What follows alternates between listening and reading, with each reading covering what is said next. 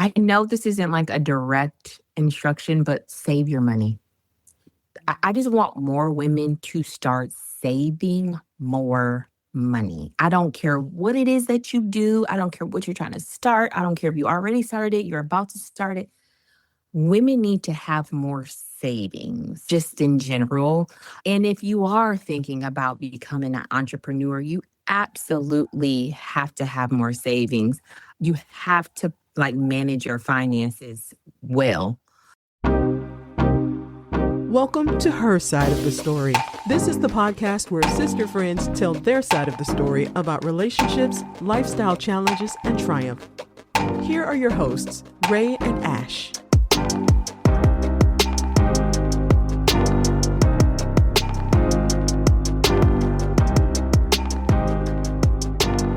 Hi everyone, welcome back to Her Side of the Story. We are so excited to be here today. We have a surprise. We have a special guest. Yeah, so welcome back. Ash, how are you feeling? I am good. It was a really nice weekend, a lot of personal fun things this past weekend. So I'm feeling good. I'm excited for our guest.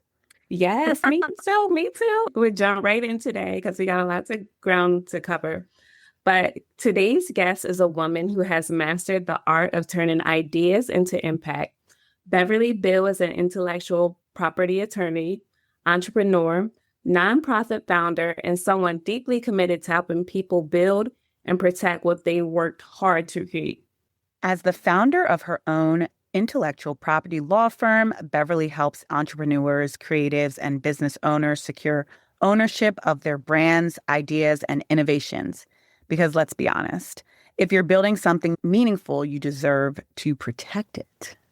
Yes, but her story doesn't stop there. She's also the founder of Fine Line Non-Alcoholic Spirits, a brand reimagining social experiences without alcohol, and Get Biz, a nonprofit focused on creating economic opportunities and helping inspire entrepreneurs build sustainable businesses. What we love most is that Beverly's work isn't just about business, it's about empowerment. She's passionate about helping women and underrepresented founders take ownership of their ideas, their futures, and their legacies. Yes, and as a fellow fashion lover, we are going to have a little fun today too. Beverly, welcome to Her Side of the Story, friend. We're excited to have you. Thank you, ladies. Woo, woo, woo, woo, woo. Yeah, I'm excited. Good. We are so excited to have you. We were like, we need our girls to come on the potty. So we are Happy to be here. Yes, Yes. thank you. So we're gonna start with a little fun icebreaker. Okay. We are going to do a little fashion this or that. We know you are a fashion girly. You love Okay. to step out and serve the looks. If y'all have not seen Beverly's Instagram, don't worry, it'll be linked because y'all need to see what our girl be putting on. Okay, the looks. The looks. So, okay, first, heels or sneakers? Girl. Heels every day if I could. Yes. Okay. Classic black or bold color? I wish there was a third option, but I'm gonna have to go with black. I don't wear primary colors like they don't exist. I am such a like nude staple, my color like palette. Yeah, like I wear Neutral. navy every now and then, but yeah, Okay. I'm very neutral. But I find that I can rewear things a more. Mhm. So if you go back, I don't wear a lot of like bold colors. Yeah. I actually don't. Yeah. No, that's good. That's clean girl aesthetic for sure. Like the nudes and the neutrals. Yeah. It's hard to wear color sometimes. Well, I don't even know that it's hard. I just feel like, in my opinion, it doesn't look put together for me. Like other people do it and just like, that looks so well on her. Yeah. But yeah, don't expect me to like pop out in a yellow or red. Just any color, honestly. And it'll be like something every now and then I'll kind of pop out. But if I get to choose, if you see me in a color, it's because I ran out of time. Okay. That's a good indication that I purchased something last minute. And I'm just like, it is what it is. Yeah. Okay. Yeah. Designer bag or statement jewelry? Would you consider statement jewelry like fine jewelry? Yes. Like a Like fine, like a like a emerald. solitaire, a Yeah. nice. I'm gonna say that I'm gonna say the accessories then. Yeah. Okay. I've really been investing in those type of things, like a good solitaire earring, a good tennis bracelet, a good, and I just find that I get way more wears out of them than my Yeah. designer bags. Yeah. So You do. And they're not trendy. They're timeless. I feel like those are things that if you choose to pass them on, you could. If you're like, I'm going to put this away for 5 years and bring it out in 10, it's still going to look good. Where sometimes the bag can be so trendy and it's like, they go through phases. It's literally every 20 years. Sure. Look at the baguette. Like the Fendi baguette was so popular in the 90s. And then like all the 2000s, we were like not wearing it. And now, what was it? Or that horseshoe Gucci bag. She's Yes. back. Yeah. Yes. So, okay. Ooh, this is a good one. Shopping in store or shopping online? I don't know how we ever had malls. I don't know how they worked. I don't know how they were a thing. I'll never go into the store if it's up to me. Yes. I think people will be very surprised by this. I will go online and just browse for not even hours, days on end. I don't like going to the store anymore. Okay. I don't know. I feel more in control when I'm shopping online. I don't know what it is. Maybe I blame it on the pandemic, but like I never want to have to go to the store again. I don't, for whatever reason, in my mind, I'm thinking like when I shop online, this is a brand new something no one has ever tried it on before. But when I'm at the store, I'm like, I almost feel like I'm in other people's closets. Like, I don't know who tried the things on. I don't know what's the wear and tear. And I don't know, for whatever reason, when I get it in a box and it comes to my house, I'm like, this is brand new. They made it for me and it's mine. So yeah, I don't know. I don't even know how we were going to malls. I don't. I know. Yeah. I'm an online girl to the bitter end. Yeah. I can relate. I just finished, I actually don't have a birthday dress, but I have spent the past 2 or 3 days like out and about shopping and I have not found anything. And I'm like, I told Ash, I was like, shopping has died. Like in-store shopping because where are the looks? Where are the looks? No. We're not going to find them in the store anymore. I don't even think they're bothering to order them anymore. Like That's what Raye and I were saying. The buyers, I don't even think they're bothering to order them in the store anymore. So, yeah. Well, I hate that. You haven't found a birthday dress yet. Yeah, and we're 2 weeks out. We'll figure it out. Oh, wait, so you're a Cancer. Wait, we're all Cancers. We're all Cancers. Oh, goodness. Can you put that many Cancers in a room? We're going to cut up today. You start yapping. Oh, God. The best sign. That's. We're here. Are you a June or a July Cancer? No, I'm July 1st. July 2nd. Yeah. Okay. Yeah. It's our birthday, and Ash is June 24th. Okay. Yeah. Those Gemini Cancers, they are built very different. I have a good friend here. Her name's Olivia, and she's a Gemini. I mean, not Gemini Cancer. She's a June Cancer. And I'm like, girl, sometimes we're exactly the same. And then other times we are night and day. She will say and do the most outrageous thing.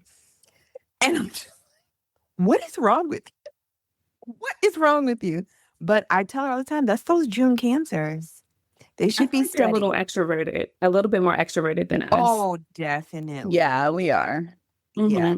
That's the saying, whatever. Yeah, looked at under a microscope. Yeah. Not y'all coming for me, not too. No, we love it. I love it. I love it because I feel like I get out of my box because of her. Yeah. So I love it. Yeah, we're the turn up queens. For sure. What? Yeah. Undoubtedly. Okay, well that concludes our little game, just to get us a little warmed up.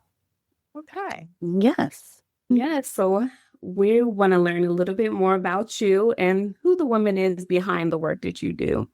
So, Okay. Beverly, before your firm, before Fine Line, before the nonprofit and all the things that you do, who was the girl that started this journey? She was definitely like confused. I was like a very weird, nerdy kid. I did always know I wanted to go to law school, Aw. but I was very like, I got there and it just wasn't what I thought it was going to be, especially after graduating. My first job was like at a divorce slash entertainment kind of general practice law firm. And I'm not gonna say I hated it, but it was parts of it that I really just hated. Mm. I think like maybe the divorce part the most. It was horrible.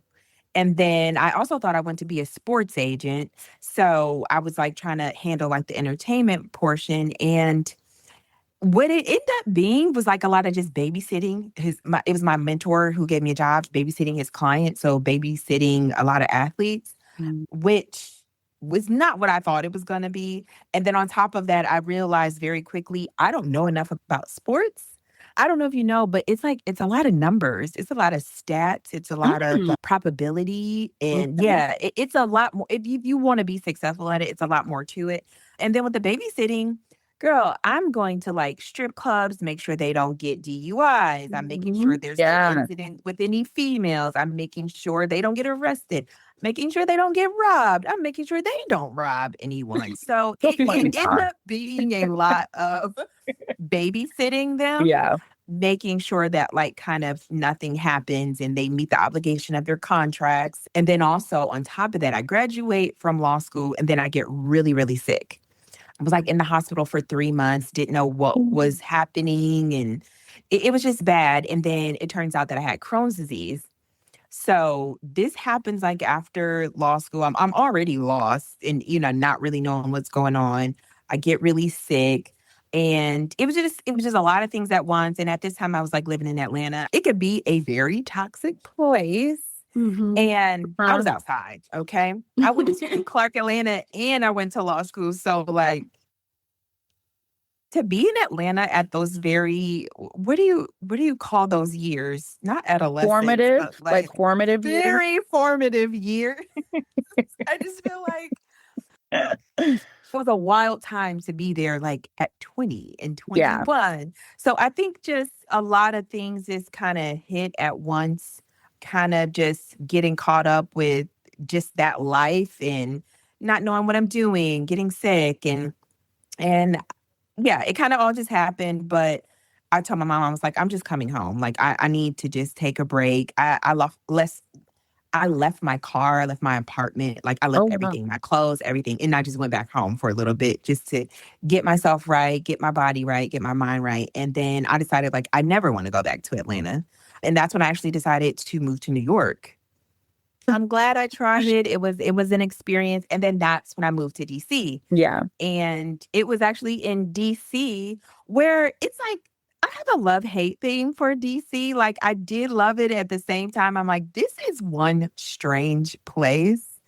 I know I'm talking to some DMV girls, We're but from, well, we Baltimore. See, we it's very Baltimore different. girls, so Yeah. it's very different. So they don't even claim us. So we okay Let me with that. tell you, people think I'm joking, but like I feel like it's a simulation. Like some of the most strangest experience I've ever had, and it was in DC. Mm. So I don't know. I just didn't vibe. And I think I didn't go to Howard. I didn't work for the government. I wasn't in politics. Y'all know how clicky DC Oh, can yeah, be. yeah, Oh, yeah. And yeah. by that time, I'm like, I'm so grown. Like I don't have time to like prove myself in these friend circles. Yeah. So it was actually me living in DC, like not having a real friend group there where I decided to start my law firm. I say it all the time. I started my law firm because I didn't have any friends. Mm. Like I I was living in my townhouse. It was actually in Hyattsville. I was in Yeah. Hyattsville, Maryland. Yeah, and I was just like, no, I think I'm gonna start a law firm. Me and my dog, my little disrespectful dog that was just barking. And that's where I decided. So I feel like it was just a story of I had a lot of plans just because I was that type of person to like plan and, oh, I know my path. I know what this is gonna be. But then, yeah, it's like, tell God you're playing and he's just gonna whatever. He'll remake the whole thing for you. Oh. So I feel like before I became who I am and I kind of found my purpose, I was just figuring things out, really. And things just kind of happened the way they did. Like as far as my law firm go, at that time I was almost like full-time influencer and full-time working at different law jobs. So when I decided to start my law firm, I told my influencer community and they were like my first wave of clients. Yeah. So basically, my law firm was built on a lot of influencers, and then I kind of just took it from there. Yeah. That's amazing. Yeah. No, that was it. That's such a interesting and real. Thank you for being real. Mhm. I'll be like, oh, it was fine. I just paved my way and I had this mentor Brick by who, brick. Yeah. yes, brick by brick and this and that. So it was real. Like you went through the struggles as people do, and then you found something that really worked for you. And I think, like you said, you were an influencer slash lawyer at the time. And I remember when you like came on and was like, oh, I'm going to, start this law firm, everything. I was like, okay, girl. Yes. And I was like, let's see what this is about. And you've really taken it to a whole nother level. And it's so, we'll get into it, but it's so amazing to see you now being a founder of many a things. So that, yeah, it was a very real process. So we appreciate you sharing that. So a lot of women in law, especially Black women, talk about being the only one in rooms. What was it like for you, and how did it shape the way you show up for your clients today? Well, yeah, it's very true. Unfortunately, my first job, my mentor was a Black man. So we were all melanated at that law firm. But when I first got there, I think I was working for a fake company. No. That's a story for another time. It was based in Brooklyn. It was like a real estate company. I never seen them sell anything. And I feel like I was just looking at like dummy contracts. But anyways, okay, that was that. But then I started working for a media group and I actually loved this job. I was considered like in-house counsel. Loved this job. It wasn't the exact position I wanted. It wasn't the exact salary I wanted. It wasn't the exact everything, but I really did love it. It was a media group. So a lot of what we were doing, our biggest like clients was Pepsi, Procter and Gamble. And I Yeah. can't even think of the third one. But so we worked on a lot of those projects. So it was a lot of like looking over their commercials and looking over their ads. And I don't know if you know anyone who work in media. They actually hate the lawyers because like we come in and just creatively strike out everything that they love. And I loved it. I loved being hated in the office. Like, here they come to ruin everything we just worked on. And I got to meet a lot of good people, like a lot of, because we were in the same building as like Hearst in the one tower. So Yeah. just got to meet a lot of people, met like a lot of like fashion editor people, a lot of big influencers at the time. And I found myself like having to sit in meetings because they wanted a ethnic face in the meeting. Like I remember one time they told me to come sit in a meeting. We had some Latino influencers coming in and I asked them, I said, well, I'm not Latino. Y'all do know that, right? Like I think you want some Latino women sitting in, but it was things like that just, kind of make you uncomfortable. And whatever the case, I really did like it. I actually did like my boss and then my coworker. Both of them were over 50, white men. I was the youngest. I was the only female on the team and the only Black person, obviously. But I did an audit, like just budgeting purposes. And of course, I was the first person to go. Unfortunately, Wow. so that I've been fired plenty of times. I'll tell y'all that. That one really like hurt.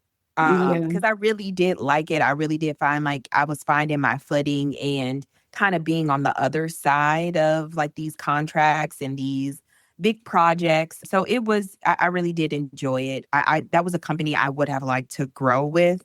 But yeah, let me go. And then I actually started working for Verizon, which they were okay, actually. I feel like if I was like a full-time employee, I would have liked it more. But by this time, I had already had in my mind, I'm going to go out on my own. So let me not even take any full-time positions anymore.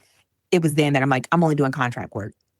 I'm only going to be a contractor because if it's this uncertain, you think like having the full-time job is you know what I mean? Like I'm good. And then you could just pull it from under me like that. I was like, well, this will never happen again. So I was already like building up to it. I don't know what I thought I would have started. I definitely did not think I would start a law firm that early, but I knew I'm just like, I'm not giving them that much power anymore. I got to figure something out on my own. I wanted to just be at a firm, have a nice cushy job and, go about it that way. But yeah, that I feel like that was a job that kind of shaped me like, okay, so I'm not doing this anymore because y'all hurt my little feelings. I got to start over but yeah, I mean, just even building up to that, even like the more like contract work that I got, it was always the same, especially the legal team. No one looked like me. I feel like I had one job it was in Reston, Virginia. Let me tell you, that commute was so intense. From I Hager? quit. Yeah, Hyattsville? No, Yeah. no. I quit. I just woke up one morning and said, I'm not making that drive again. And I know I quit that job. I called my mom. I was crying. I said, I can't get in that traffic again today. So I actually quit that job. That was in Reston. Y'all, I have quit and got fired from so many jobs. That's why it's always so funny for people like to hear them talk about my accolades and all this kind of stuff. I'm like, oh, if they only know. I love it. I love I it. was actually a bad employee. That's the thing. And it really hurt me when I went out on my own because if you were a bad employee, you're also going to be a bad like boss and founder. Because I wouldn't say that I wasn't a self-starter, but like I didn't go into any of those jobs like, oh, I got something to prove, After they let me go, I was like, oh, okay, so I'm doing the bare minimum.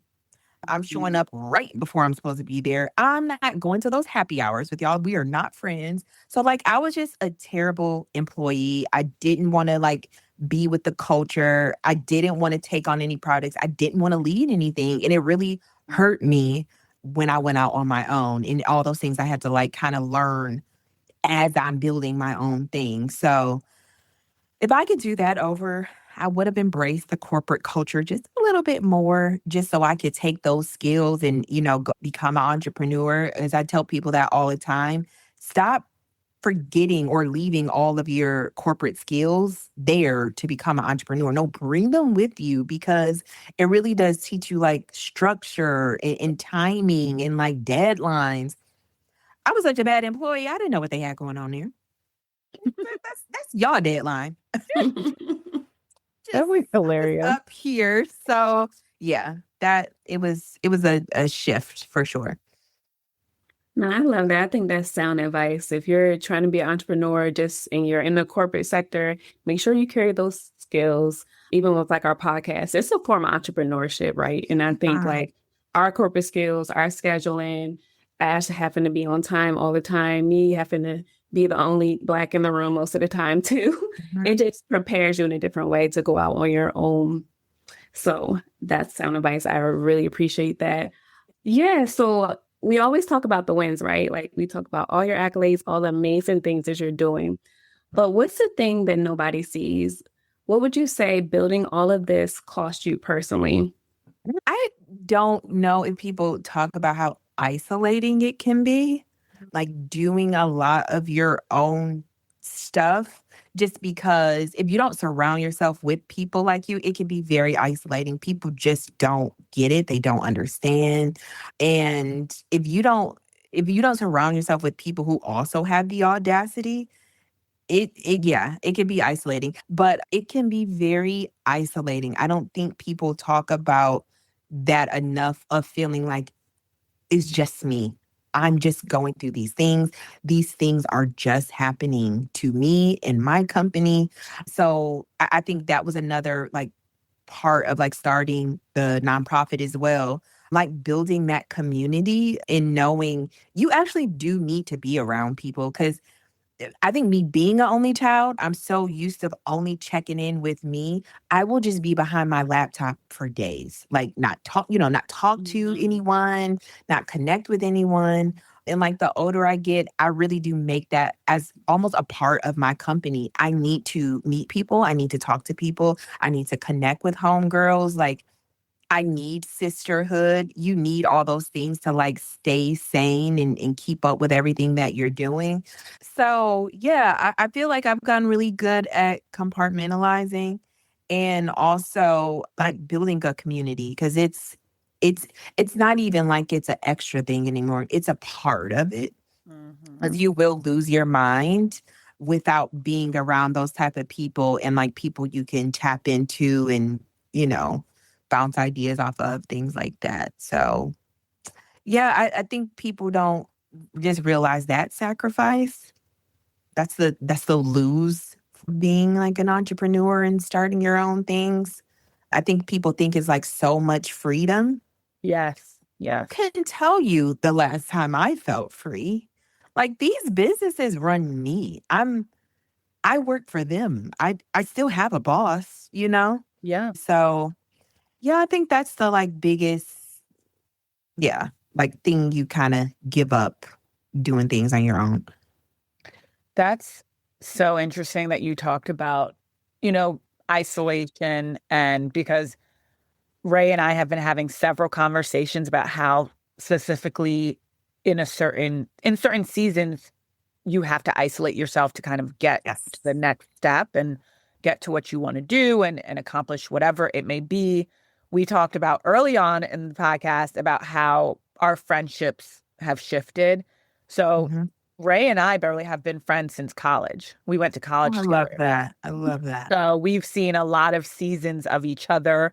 There were seasons where we were very close. There were seasons where we were like kind of close, not so close, but we've always been like in each other's lives. And of course, this Hmm. season is like, I would say honestly, last 10 years, yeah, 10 years has been like very sister tightness. Hmm. And we were speaking about how sometimes we are also girlies who have friends from childhood and high school Hmm. and middle school and things like that who have not all of them carried through in adulthood, and how sometimes we just don't understand. You know what I mean? I think too, even just starting this podcast, sometimes we get things like, why didn't you do it with me? Why didn't you do Hmm. it with this? And it's so funny because Ray is part of my, like, as you know, I'm engaged, but Hmm. she's part of my, like, she's one of my batch captains, as I call it. And my two other childhood girlfriends, That's so cancer of you. yes. Two of my other girlfriends who are working with her on this bachelorette, my girlfriend Jill was like, I see why you did the podcast with Sheree. Like her work ethic, Hmm. if this is just for bachelorette, I can't imagine how she is in her work life, like, Hmm. and in the podcast. She was like, she is a powerhouse. She is a systems driven she was like, I need her to come work for me. Like she was like, I understand. And she's like, you and I could never do the podcast because we just are, wavy baby all the time sometimes. And it's Yeah. like, yeah, girl, my schedule's crazy. Your schedule's okay, well, just won't do it. You know what I Yeah. mean? Whereas Sheree's like, hi, are we Yeah. meeting today? I'm like, can we Let's do it bring it tomorrow? in. Yes. She goes, okay, let's put that on the calendar. I'm like, yes, ma'am. So your every Yeah. point that you're saying is It's very hitting true. home. It really hits home, and it can be very isolating where when people, they just don't understand it, but you still have to move forward. You know what I'm saying? Like, even, okay, you don't get it, that's fine. I'm still gonna do me. And I still gotta propel. Absolutely. Yeah. Yeah. Yeah. You work specifically with underrepresented founders. So clearly I will say for me, I'm pretty privy to law because of my fiance. He's a lawyer. And so I have a Mhm. lot of lawyers around me, but none of them that do what you do. So you founding this law firm for unrepresented founders and things like that, how did you even get there? Like what made you, other than like, yes, the career pivots, why were you like, this is the market I'm going to service. This is the clientele I'm going to service. Well, in my law firm, I was already working with entrepreneurs. Yeah. So it's like I had already just built up this kind of Rolodex of just a ton of founders. So it just naturally happened because I'm meeting all these founders. I'm doing all these consultations. I'm working with them in their business. I was working with a lot of them in my law firm. And then I'll meet someone, they have a great idea. They may just don't have the funding, or they kind of just need to tweak it if they had the right mentorship, or they just don't even know about this grant coming in. So that's kind of how that happened. I felt that if I started a nonprofit, maybe I can get more assistance with helping these founders. So that kind of just came out of, y'all, I can't do any more pro bono work. I Right. can't do any more pro bono work. Y'all, I'm pro bonoed out. I need my time because I got to make my money. So maybe if I start this, I can get more people interested and want to back this idea up and meet these founders where they are. And that's kind of like exactly how Gift Biz came about. So that's why I was like, okay, so we need a type of registry for people who are starting their business, like basically what I was doing. And that's kind of how it came. I came up with the idea of doing this gift registry and doing like a business shower for founders, just because I do feel like entrepreneurship is a milestone now. It may not be a, big milestone of like having children or buying a home or getting married, but I do think it's a milestone that a lot of people are doing, and it should be something that we celebrate. And that's like the unofficial story. I was actually just bitter in my office and was mad that I had to get these gifts when I really wanted to purchase things for my business. And I'm like, if my line sisters are waiting on me to get married to buy me something, we're going to be waiting a long time. So let's just buy something for my business, because y'all know I'm going to start another business. Right. Women, I'm never going to get married or That have makes kids. sense. So like, let's do the thing that we know is coming. We know she going to start another business. So that's kind of how that came about unofficially. Okay. I love that. I love her. Yes. And you're so innovative. Like, who is. like who does that? I mean, Beverly, you do it, but like, who thinks of I would, yeah, like I would never be like, innovative AF? no, it is. It really is. Mm. Well, that's Yes. that's the unofficial story of like how it came about. Yeah. I mean, sometimes the simplest emotions or things, that's what these great ideas come from. People think they're gonna have it all figured out and just go with it. Yeah. Just go with it. Yeah. For sure. So, Beverly, as a woman who's building multiple things at once, what does your support system look like? Who are the people that you hold on to? Girl, Bev Senior for sure. Aw. I'm a junior. My name's Beverly. She Oh, I named me love after her. that. That funny story is her whole pregnancy, she thought she was having a boy. Like had a boy baby shower with her best friend. So her best friend was having a girl, my mom was having a boy. Did a whole little baby shower together. I left the hospital with the boy, like onesie on. When I got there, it was like, Bev oh, well, she's a Senior. girl. And she said, well, I don't have a name picked out. So yeah, she was like, well, I guess I'll just name her after me. And because I was supposed to be Reggie Jr., y'all. Oh, man. Like Reginald Devon Beal Jr. And she was like, no, I want to name her after me. And she thought it was just the cutest idea to put a junior on there. So definitely my mom. I say it all the time. Like I was so supported and poured into that I really don't feel like there's nothing I can't do, because I know I know my people have my back. Like I say it all the time. If I call my mama right now and said, hey, I think I want to raise billy goats. I think I want to buy them, raise them, sell their fur, whatever. She gonna be like, okay, cool.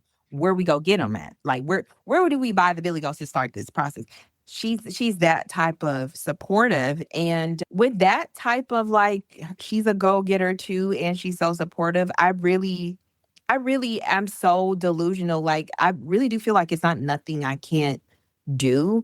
And I think that's where I get my execution from, because I don't think people have like a funding problem. I don't think they have an idea problem. I think they just have an execution problem. But I also know that stems from fear and not having the support and not having the confidence. I know my confidence and execution comes from the support that I have. And people really don't care what it is that I'm doing. They're going to support it.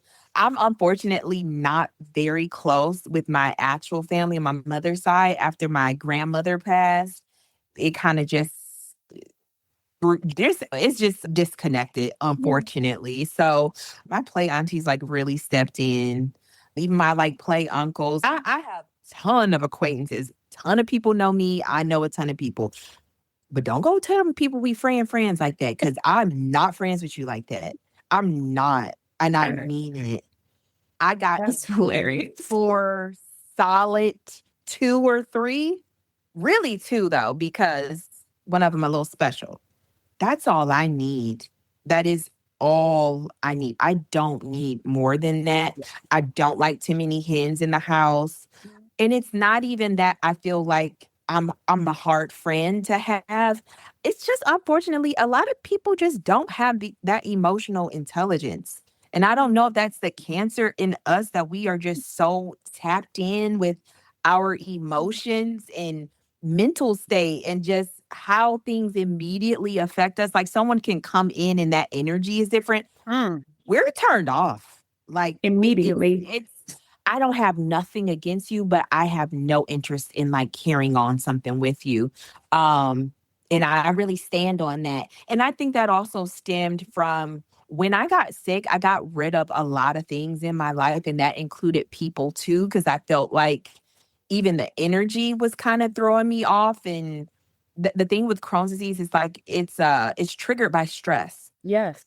So I got really I really went through with a fine tooth comb everything and everyone that was in my life. And then I think the older you get anyways, just how you said you two like kind of your friendship was in waves. I think like the older you get, you will get a different friend out of, that friend that you have. So I don't have a big circle, but it's an impactful circle of support. And it's really all I need. Yeah. I don't need to be liked by a lot of people, actually. I don't know. I think I'm just eating this up. I'm like, I'm talking to a mirror. Reading this I up. do think like I just seen like a kind of meme earlier today, actually, about like it girls or like those go-getter girls. They fall out with people often. Yeah. And not for the reasons that you think. It's just those type of women, we don't care to be liked. Like if we feel disrespected, we're going to exit. And I think women in general, we have a bad habit of like staying in relationships we're not supposed to, but also staying in friendships. Yeah. Like it'll be some things that I hear about what's happening in these girl friendship groups, and I'm like, that's not a friend of yours, Beverly, this is too much. This cancer energy in this room, It's like, too heavy. is too heavy, because it is like Raye said, it's like speaking to a mirror, because we feel. My mama always said, if they don't like you or love you, they're a hater, because there is no reason why. Like I there's think no. all of the cancer moms said, "Oh, she's just jealous of you." Yes. That's my mother's That's their answer favorite. to That's their favorite line. everything. I'm like, "Ma, that can't be that." Yes, it is. Yes, it is. That's the answer to everything. Yes, it is. Yeah. It's I definitely agree with you, and it's so funny you say that, because Raye, I thought about Tasha, who's also a Cancer, my soon to be sister-in-law, Okay. and she owns actually the largest makeup brand in Maryland. Wow. And and so she's that girl, like that girl, and she knows she's that girl, and you'll ask her, she'll be like, I don't have many friends, like she's like, she's very family oriented. And if it's an outing, it's with her family. Like, you know what I mean? Yeah. If you see her out, it's usually not with a friend. It's with her daughter or us. So it's so funny that you say things like this. And like Raye and I, our friend groups are small. You know what I mean? I probably, as the June Cancer in me, has the larger. Yeah. She has larger. Yes. But I will say a lot of them have come into my life as I've gotten older. So like you said, meeting you where you are, definitely. And also because of who my partner is. He just has a large friend group because he doesn't have a large family. So a lot of his friends are his family and their spouses are his family. So naturally it's like we're hanging together. Oh, that's my friend. Like this weekend, I literally like today and yesterday we went to a birthday party for one of his childhood friends' wives. So I'm like, oh, I'm going to my friend's birthday party. Today we went to watch his friend perform at the Orioles game singing the national anthem. It's his friend, but we're going to watch our friend. You know what I mean? So my friend group has definitely gotten larger. But I will say, us Cancers, we don't need a lot of people around us to keep it kosher. Yeah, and moving. No. We don't. And it's funny, Beverly, I had the exact same experience.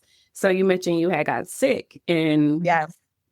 I got sick in 2024. And after that, I had probably a troop of, well, I wouldn't say a troop. You had a lot of friends. I had a lot of friends. You did. That sickness, it will open your eyes to your health, like who really loves you, who your help is, and like who you can rely on and who's going with you no matter what. So I had the same experience. I cut everybody out after the sickness. Yeah. I said, Everybody. maybe you can work yourself back in, but I'm letting you know as of right now, you may never hear from me again. Because you had to have done something that were there. And I know how I've been to you. So I have no problem with so we're done here. I have no problem with it. Yeah. Because you had to do something to get us here. So that part. Always with the cancer. I'm not explaining. You already know what you did. You already know what you did. Or did we not never throw the first stone. We never do. No. Well, we finish it. But we'll let finish me it. tell you something. We know how to finish something. Close chapter closed. Novel finished. So we talked about being an entrepreneur and just how, sometimes unfreeing it can be.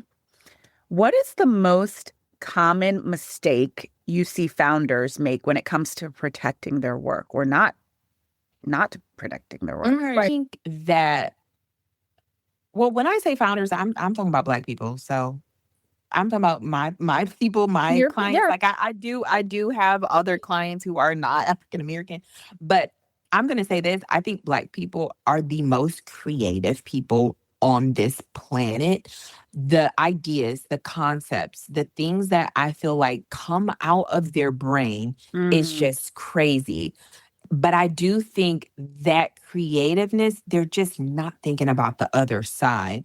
I think those people who are extremely creative, they really just have that side of the mind. And then you have someone like me who's like, I'm thinking this way. Okay, but how are you putting it on paper? How are you protecting it on paper?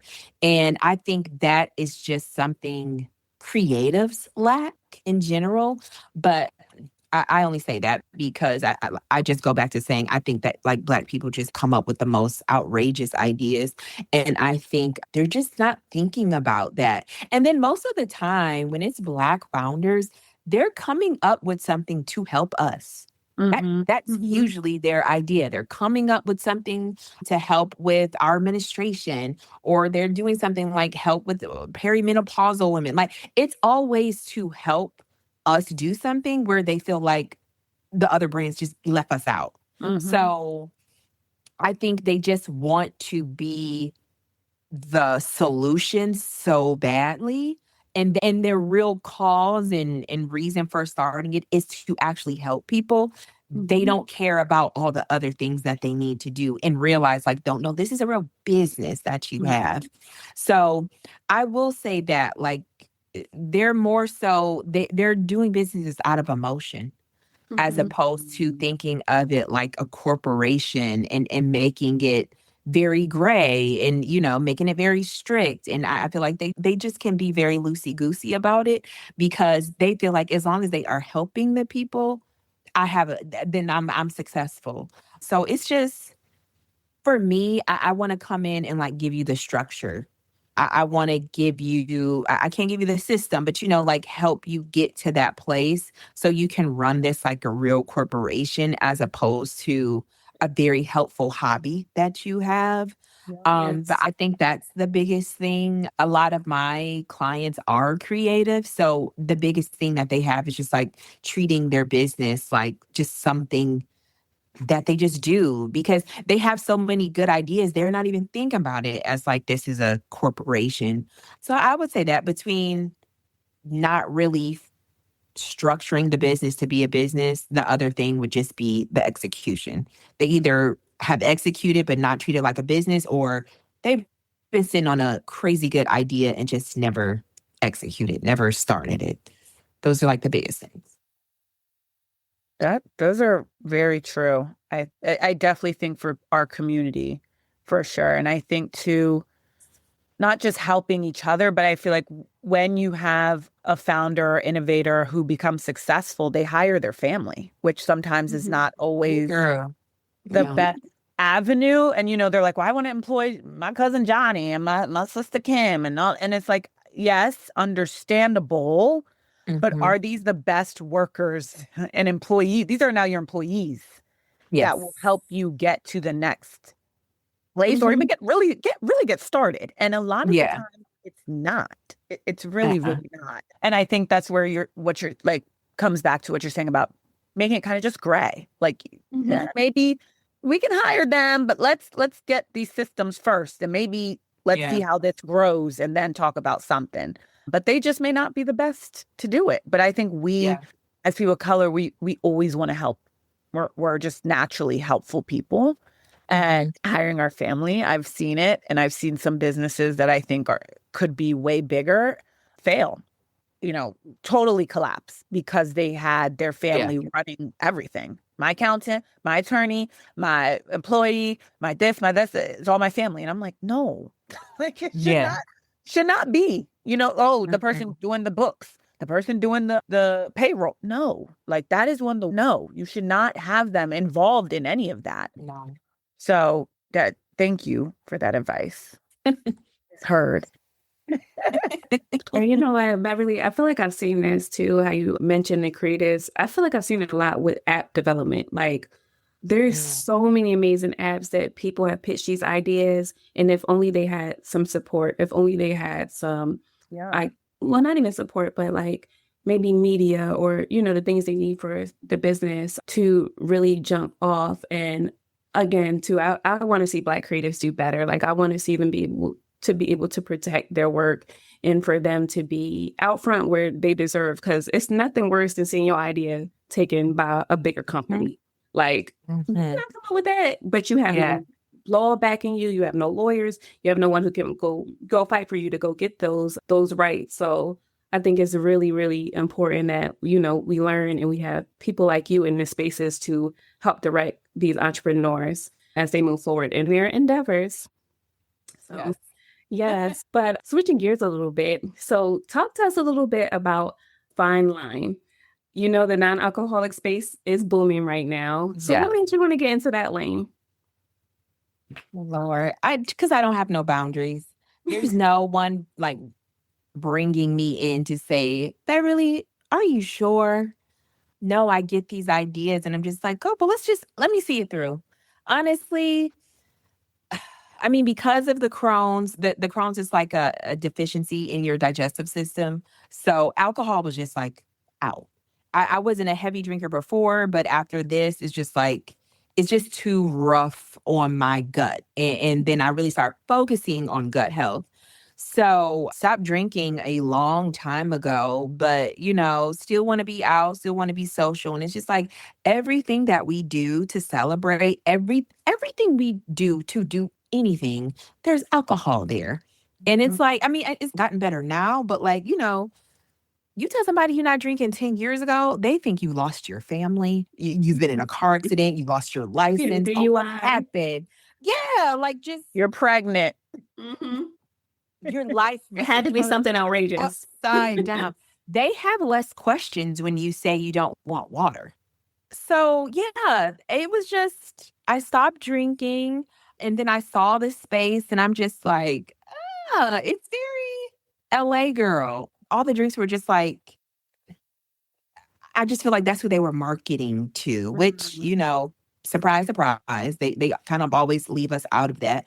And I think just in my health journey and like my gut health journey and getting that right, I think I really wanted to have something to bring that up in conversation. So yes, the alcohol is a product, but I say it all the time. I feel like it's a catalyst to open up that conversation about gut health because I don't feel like it's in our community enough.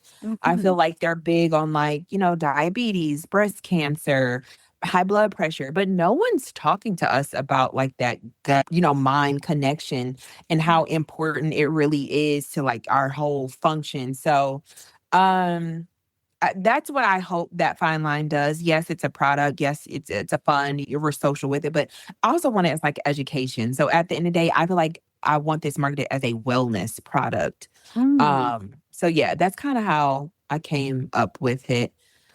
The lack of boundaries. Did I need to start another business? No, I didn't. But it just kind of happened, and now I'm here. Yes. I've tasted it, as you know. I have two Yeah. bottles on the way. Yes. So what did you think? I really liked it. So yesterday I had family over. I don't know. I had the tequila in the fridge and someone Okay. took it out. And then I'm like, what is this fine line on the table? And I said, no, dude, you need to put something in it. Like a mix, Girl, girl. girl, I told them, I said, please put some. So I brought some like little stuff to mix it in. They were like, this is lovely. My great aunt took a picture. She called me today and she was like, what is fine line? I went to the store. I didn't see the fine I line. see, and I need the aunties to go in and ask where is it. I need that. Like I need them to Mhm. bring up that conversation so people can be like, no, you know what? Someone asked me about it. So Yes. so She said auntie, she I said went. thank you. Yeah, she was like, she so showed them the picture. They were like, oh, we don't have, we can order it. She's like, yeah, yeah, you should. She was like, it's very good. She's like, my my I love my that. niece told me about it. She was like, yeah, it's very good. She's like, I really enjoyed it. She was like, I almost took the bottle home, but I said, no, you didn't offer me that. I said, I'll get you. Oh, I I'm seeing her love in like 2 that. weeks. So I was like, I'm gonna order you some and take. She was like, I would love it because she is going through some health stuff and she no longer drinks alcohol either. Yeah. And Mhm. she was like the gut health portion of it. And my uncle's a surgeon, so he's reading. He's like, Oh oh, yeah. Okay.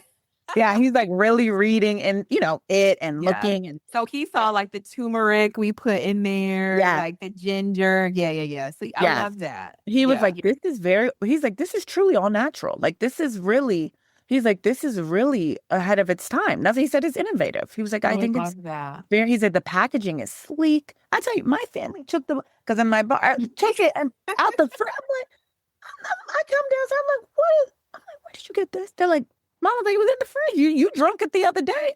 I said, I did, but I said, you don't even, it's okay.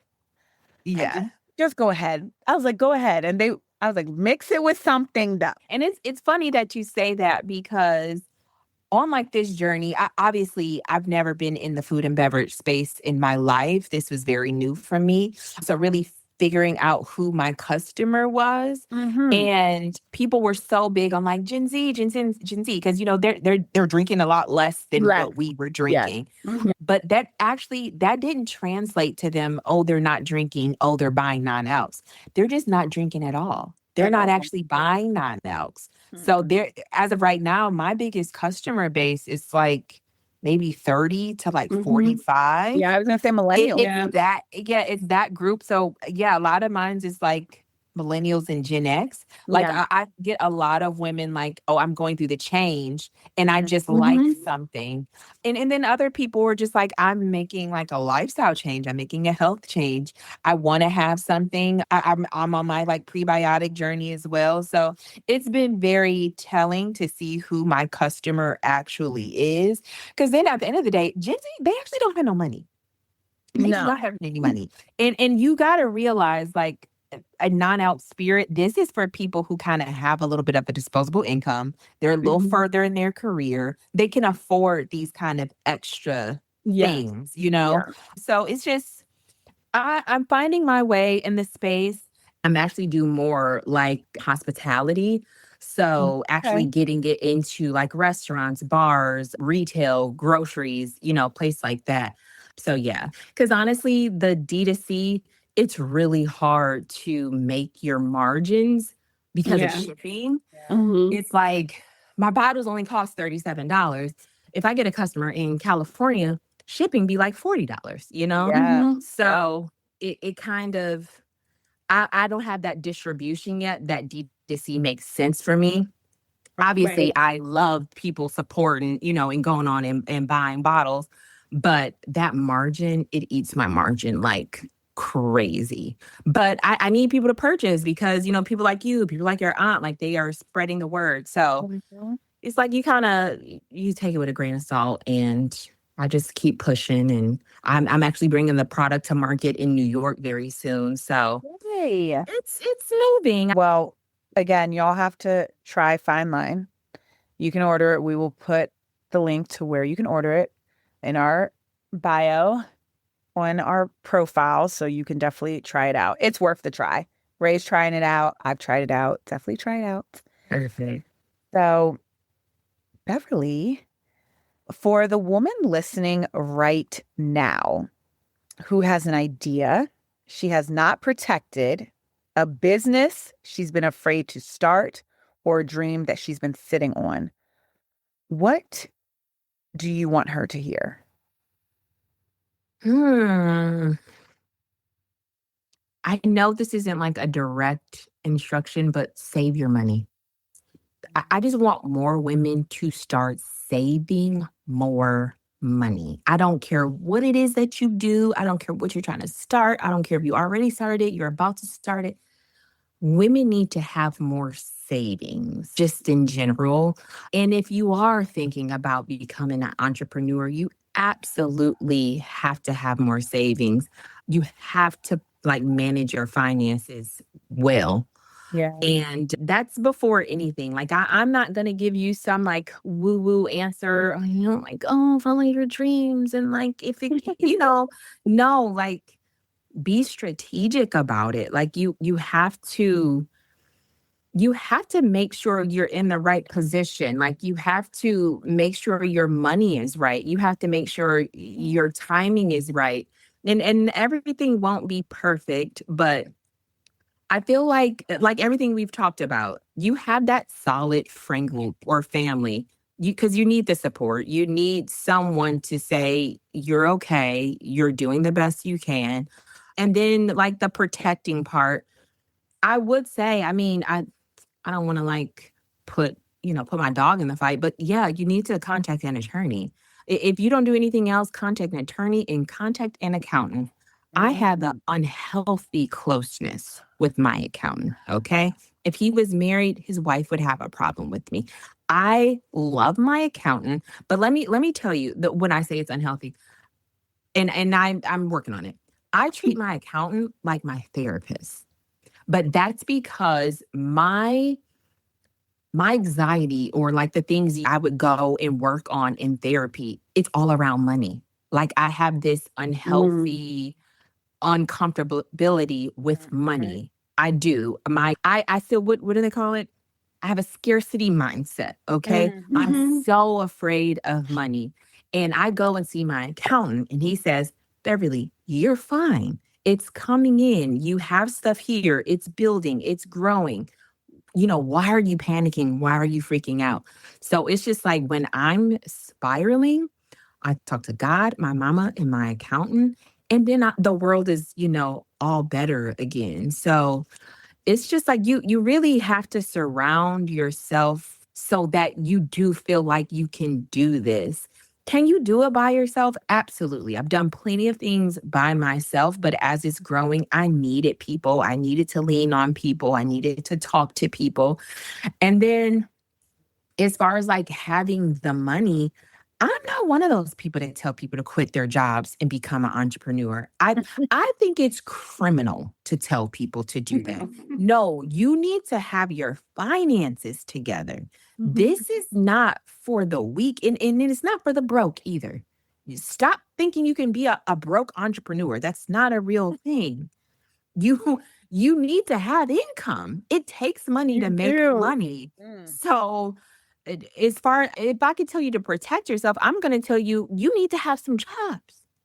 I don't care. Like maybe it's not full time because you feel like you can't do both. Okay, you need to do some contracting work. You need to have some income coming in. Like I think it's horrible, like how social media puts entrepreneurship out there and people selling these, big ticket items and these courses. Like it actually should be illegal. Like I do think in other countries, like you have to show your credentials and stuff before you can say things or sell things like that. And it really needs to be in the US. It never will be because they don't care about us. But yeah, you got to have that together. If you don't want to contact an attorney, you don't want to, contact an accountant, well, you better have some savings because you're going to be making some mistakes because you didn't contact them in the first place. And you're going to have to pay for those mistakes. And most likely it's going to be financial mistakes that you make. So yeah, like if you feeling like you're never ready, you never will feel like you're ready. I certainly never did. If I can be honest, some of my businesses I just kind of made out of spite. So like whatever your motivation is, or like my law firm, I made that I didn't have any friends. So like you never know why you're gonna, start a business, but I've never started a business completely without any income. And don't believe everything you hear. My God, like that's one of the biggest things. I will get on a consultation. They will tell me everything they learn on YouTube. This other person they're following on Instagram. I said, Doing way too "Why are you much. telling me? You know everything. You got your little degree. Why you on that telling me? You got your little degree. You're like, it's so much misinformation out there. But yeah, it's like, stop believing everything y'all hear. That's the thing that I think the most like scares me as an entrepreneur and in bringing up and pouring into other entrepreneurs is that they really do believe the things that they hear on the internet. And that's actually scary. Yeah. So I think just being vigilant, having the support system, and I beg of you, save some money. That's how I would say, to best protect yourself. I love a good alignment, anointed moment. You're right. This is we had the same advice from our first set of entrepreneurs, which was Tasha from Star Faces. She said the exact same thing. So listeners, y'all getting the gems, y'all getting the gold. Tasha said, Star Faces said, if you do not have 6 months of all your bills, whatever, saved up, you cannot be an entrepreneur. You cannot. Beverly said today, if you don't got no savings, you need to figure something out before you go out on your own. You gotta have that money in the bank. It takes some money to make money. So thank you for aligning that up. Before I get into our little game, Ash, I want to give you a moment. Did you want to chime in? Honestly, I was like, yes, because it is so important as a woman to just have your own. And when I say that, for me, it's financially. As I'm getting married, a lot of people are like, "Oh, are you gonna like not work?" I'm like, "What?" Like, and no shame to that. Listen, and it is a blessing that if that's what I wanted to do, I could do. But for me, I have like money, and I've told this story, like, is an aphrodisiac for me. So I'm just like, I liked when I see money coming into my account, I'm like, yes. And I know like we're not supposed to worship money, and I don't, but for me, it's also because I'm in real estate, it is proof of my hard work. Like I do not get paid until that transaction is closed. Yes. So if all these things, and people are like, "Oh, I'm under contract," I'm like, "That's great. We need to settle." Like, you know what I mean? Like I need a commission check. Mom needs a check. You get what I'm saying? Because there's so much that can happen in that time where you don't settle. And therefore, I've literally worked for free. You know what I mean? So for me, when I see the money come in my account, I'm like, I'm so proud of myself that I was able to manage, because it literally is managing multiple personalities to get us here, So I was just like, when the person asked me that, I'm like, no, I'm going to work. And they were like, really? I'm like, yes.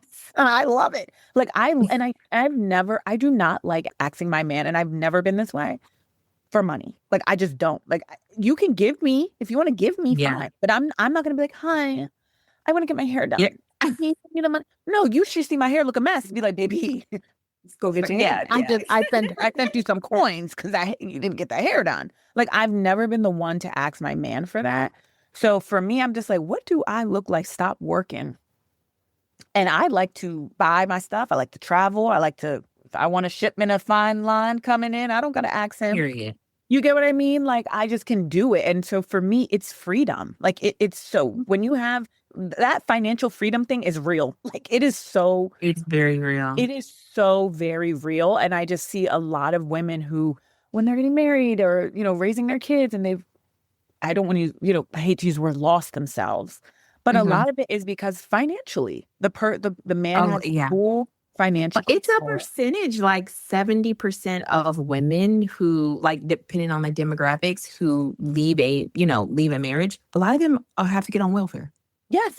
That's a real thing. Yeah. And I told you, like, my first job was like at a divorce law firm, and it really shaped the way I look at marriage. It really does. Like, I try to be more positive about it, but I just, this is real. I'm sure you've already had the counseling and all that kind of stuff. But the thing that my attorney's partner told me, she said, listen, as much as he loves you, he's not going to give you money to divorce him. No. He's not going to help you leave him. No. So you have to have your own thing. But then I think that also goes to, like, with the young women now, they really do think that, they want all these things. They want their teeth done. They want their body done. They want a Birkin.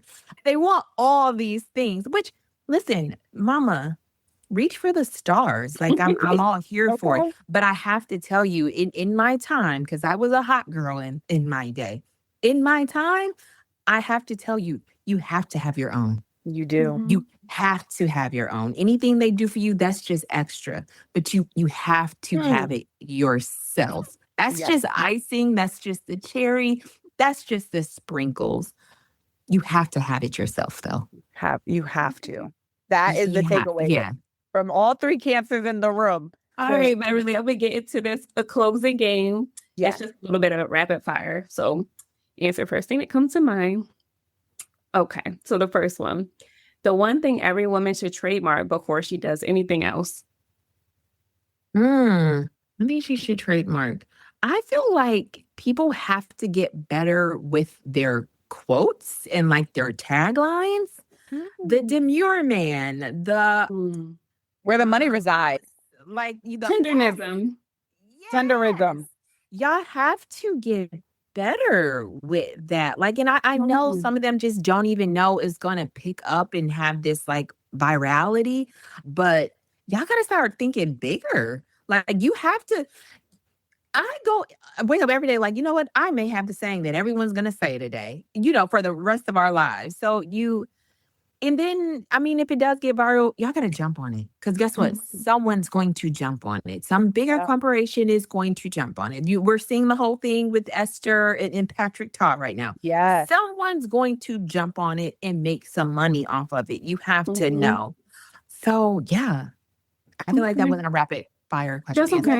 No, I got my pen. I was taking notes. Your current fashion obsession.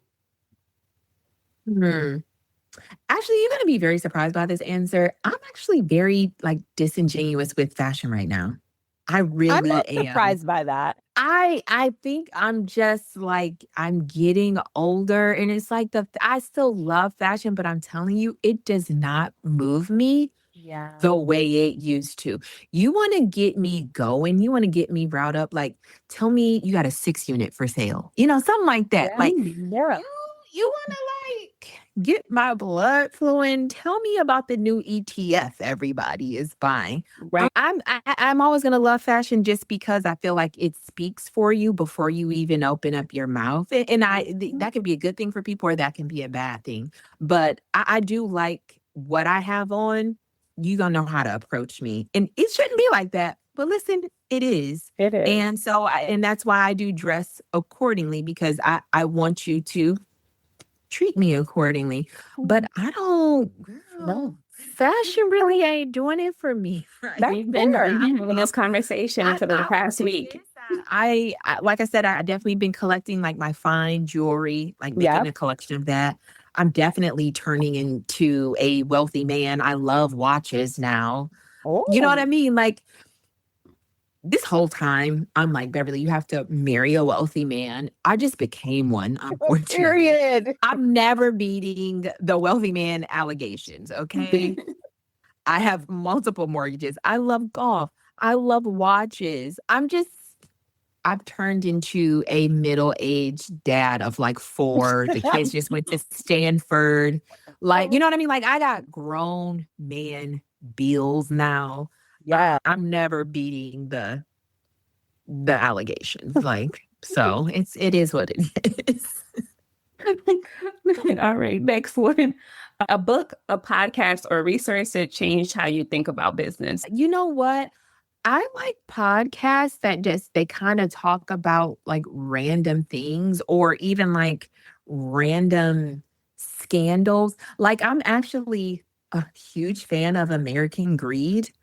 Oh, Are you I love familiar that. with American Yes, I Greed? love that show. I love like any scams. I love any like they just thought out of the out of the box for a business idea, and maybe they took it too far and it became illegal. But I like thinking of I like hearing or listening or reading about just innovation. So I can't say that I have like a favorite. I would say the book that I'm currently reading, I don't even know the title, but it is a woman here, she's running for senator. And she just kind of brought some people in the community to kind of get their opinion. And for whatever reason, girl, she thought my opinion was important. So met with me and she gave me her book because I told her that down the line, I do think I would run for some type of office here in Michigan. And she gave me her book, and it's kind of like almost a breakdown of how she did it because she was actually Wow. working in the auto industry, never had any politician endeavors. And she was like, yeah, I have the support. She said, I would support you. So that's kind of what I've been looking into now. I do feel like down the line, I would either do like a judgeship, become a judge here, or run for some type of office in Michigan. So yeah, I can't say that I have a favorite, y'all. I think I have too many thoughts in my mind already. You know, like some people like get in the car, they turn their music on, they turn their podcast on. My brain is already on. There's already enough noise up there. But yeah, I think the thing that I like kind of absorbing now, like I said, is all the innovative businesses. And then I am on like a like stock kick and option trading kick right now. I started doing like the stock classes and I've had like 3 classes so far, like Good. teaching me how to trade and all that kind of stuff Yeah, good because for you. baby, I'm behind. They're Well, trading like that in grade yeah, school now, that's a like in different that's a whole different coding. level. Yeah. It is. And like Yeah. I'm actually addicted. I keep joking. I keep telling everybody, y'all, I will shut this shit down and just do stocks every day. Like people are making money Oh, yeah. every day from Yep. this. Like On vacation, not making like money. Mhm. I people don't know. I start my businesses so I can disappear. I'm not here to be popular. I can't wait till y'all never see me again. I'm like, what happened to her? I know she got some money. I know it because she disappeared. I can't wait to disappear. I can't wait to leave social media and just be happy. Yeah. Actually, I'll make sure you have my contact information, both of you, so you can Thank still get you. in contact with me. Thank But you, love. We'll find a Bali to see you because that's probably where you'll be. Yeah. I can't wait to get off of these apps. I'm making my money to make sure my family is straight and literally disappear. Yeah. That's Sounds right. so familiar. Yeah. And the last one word that describes this season of your life. Season of my life. Where am I right now? Delusion. I mean, some people call it like faith, whatever denomination you are. Yes, I have faith, but I think I'm in the most delusional season I've been in quite some time. I get the idea, I do it, I execute, it works, it doesn't work, I sell it, I move on. Yeah, I think I've done it so many times. I have so many tried and true methods. I say it all the time. I really don't feel like there's nothing out of my grasp. I've been in too many sticky situations that I know I'm favored. I know I am. Period. Favor ain't fair, and I get that, but I know I am because it's just been too many things that, like, in that final hour, something randomly comes through for me. So between the faith, delusion, and support, yeah. Yeah, I'm in a delusional era and I love it here. And I hope I never wake up. Yes. So we always end the podcast with a product of the month. We will not start with you, Beverly, so you can think about it. Okay. I am Ray, do you want to go first? Are you ready? You can go. Okay. I'm never ready. That's a joke. I'm never ready. You done did this a million times. I'm still never ready. My product of the month is actually it's actually I run hot. Okay. Your girl run hot, period. And before the summer, Dyson released this handheld fan that was $100. And it is literally like having a mini AC. And it's just like a handheld. Put it in your bag. It's not the lightest, but it's not the heaviest thing either. And I at first was like, this is crazy. Why would Dyson just be doing anything? Right. They didn't be making anything. Girl, and then I was like, I'm buying it. I'm buying it. Like I have to. I had messaged them and I was like, I'll buy it. They were like, do it and let us know. Like literally, I was like, okay. I was like, they responded to me and it was like thousands of comments on that thing when they launched it. So I was like, oh, y'all respond to me? Okay. This is God telling me buy it. I bought it. I was like, I received it. It came very quickly. And I was like, okay, this is not going to be worth the hype. Whatever. That thing is very much worth the hype. If you run I hype, love that. if you are like wanting something more chic, it doesn't have any blades. So your hair is not getting caught in it. Someone else's hair isn't getting caught in it. And you could wear it, which I just would never do, but you could wear it around your neck if you need to and like have it in a holder. But it sits up because it has a flat base and it has literally 5 different settings. And I went to see Dave Chappelle on Friday and we were waiting in line and it was so muggy. Like Friday was one of the most muggy days here in Baltimore. And I was like, let me bring out my hand fan. And I did. And the girl next to me was like, what is that? She was like, my hair was like blowing back. That's how strong it was. And she was like, what is that? I was like, it's the Dyson fan. She's like, this? She like goes on her phone. I'm like, yeah. She's like, ordering. I said, girl, get you one. It is so worth it. I need one. Girl, you need one. Yeah, I'm here in Florida. Yes, I have not charged that thing, and I'm using it at least 3 times a week since I bought it. I bought that thing back in early May or end of April. So the battery life is real. The product is real. If you run hot, you're a hot girl like me, get you the Dyson fan. Dyson, if you hear this, holla at your girls because the girls, you did that with that. It is a little loud. That's the one thing. So you wouldn't be using it in like at the orchestra or something. But if you are like out and about, no one really listens to the noise anyway. I think they're just so shocked at the way it looks that they're like, what is that thing? But yeah, get you a Dyson fan. That's my product for the hot girls out there. Period. I love that. Well, I do. I'm going to France this Friday, actually. And it's really hot south of France. So I do need a fan. Maybe I'll get that because I'm just going to get a little fan off of Amazon.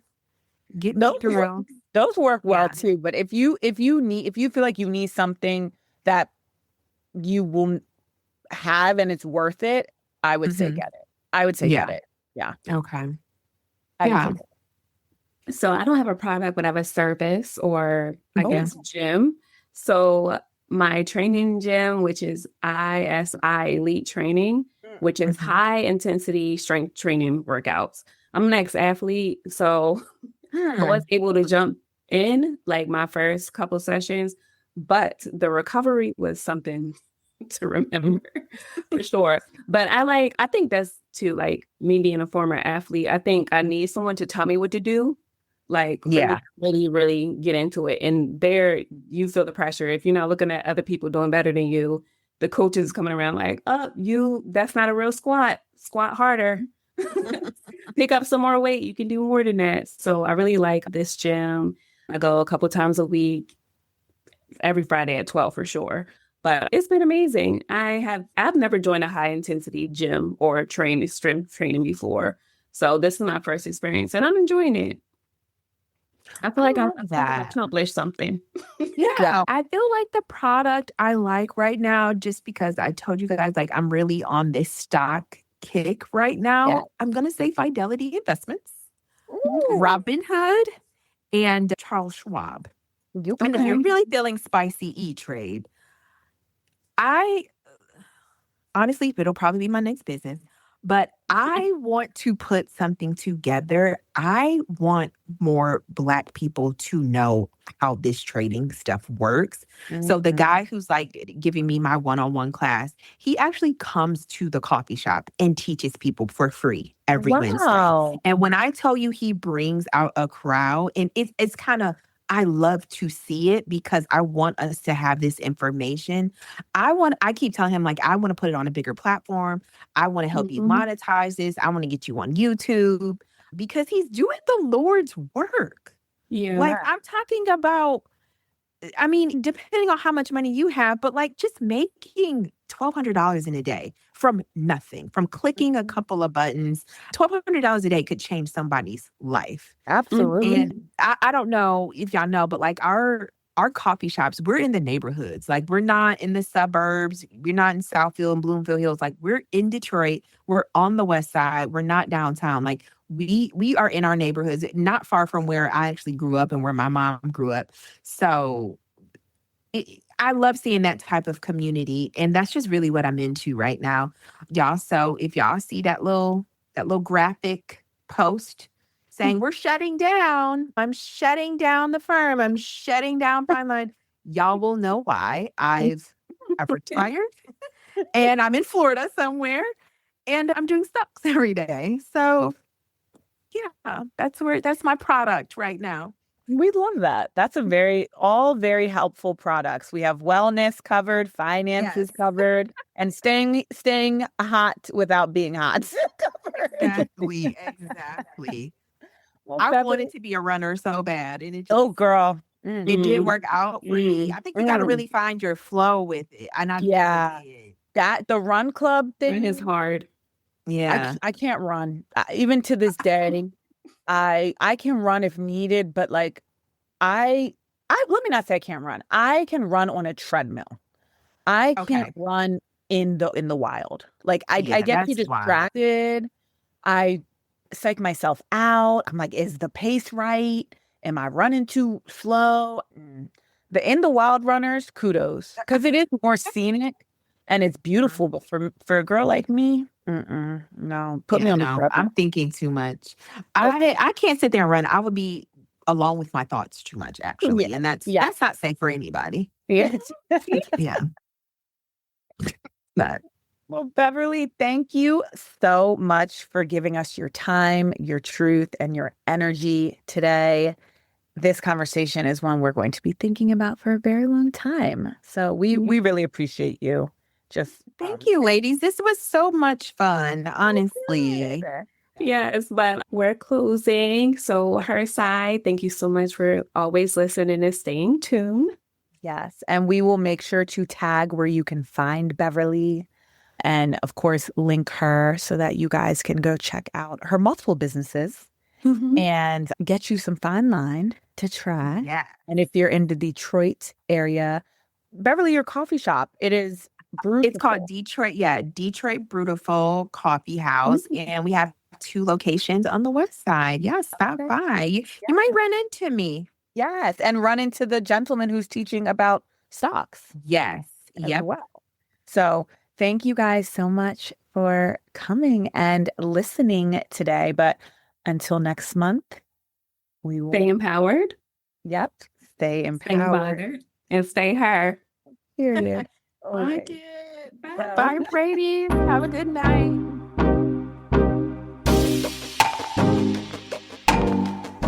If you enjoy listening to the podcast, follow us on social media at Her Side of the Story RA. And don't forget to rate the podcast and subscribe. Thank you. See you next time.